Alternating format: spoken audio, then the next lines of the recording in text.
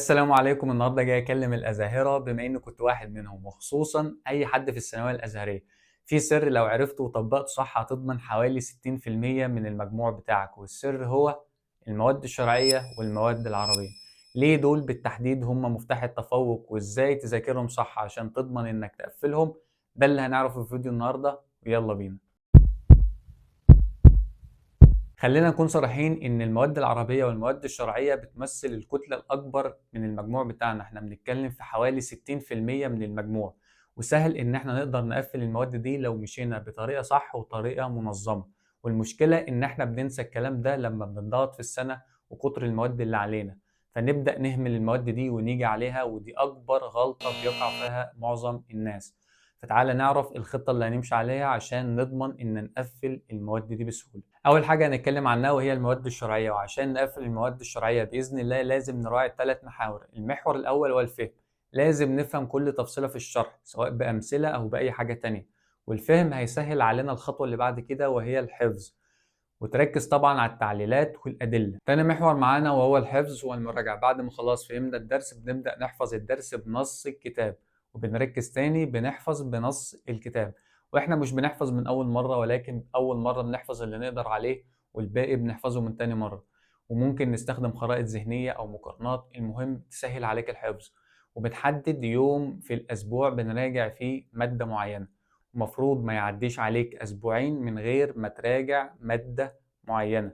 يعني ما يعديش أسبوعين من غير ما تراجع مثلا فقه أو تفسير أو أي مادة.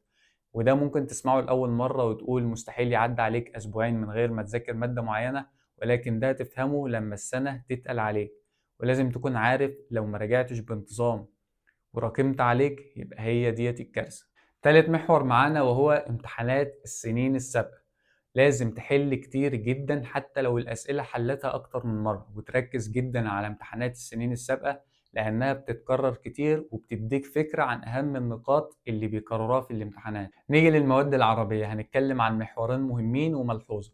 أول محور هو الفهم والتطبيق. النحو والصرف مش عبارة عن حفظ قواعد بس، ولكن بعد كل درس لما تحفظ القاعدة لازم تطبق عليها وتحل تمارين كتير لحد ما القاعدة تثبت عندك. محور معانا وهو المراجعة. زي المواد الشرعية لازم تحدد يوم من كل أسبوع تراجع في مادة معينة، وكذلك ما يعدش أسبوعين برضو من غير ما تفتح مادة معينة. ولازم تخلي بالك لو وقع منك درس في مادة معينة من المواد العربية هيأثر على اللي بعده.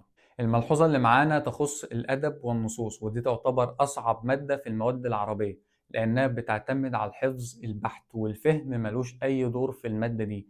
فأنت لازم تحفظ أول بأول من أول السنة، وحذاري إنك تهمل المادة دي لأنها هتزعلك جدا في الدرجات. وبالنسبة للنصوص، تقريبا في العلمي عندنا 5 نصوص وخطبة، غالبا كلهم بيجوا في الامتحان وبيجيلك إنك تكمل النص أو تكمل الخطبة. فأنت لازم تكون حافظ كل المقرر عليك في النصوص. ويفضل لو هتعمل 5 أبيات أو 10 أبيات تحفظهم من كل أسبوع وتبدأ تراجع عليهم. لو أنت من الناس اللي بتحب الشعر زيي فأكيد هتلاقي الموضوع ممتع، ولكن الأدب موعدكش. خليك فاكر إن تفوقك هيبدأ من أول ما تفهم قيمة المواد العربية والمواد الشرعية. اهتم بيهم ونظم مذاكرتك وابذل أقصى مجهود عندك، وإن شاء الله هتلاقي النتيجة مرضية وزي ما بتحلم.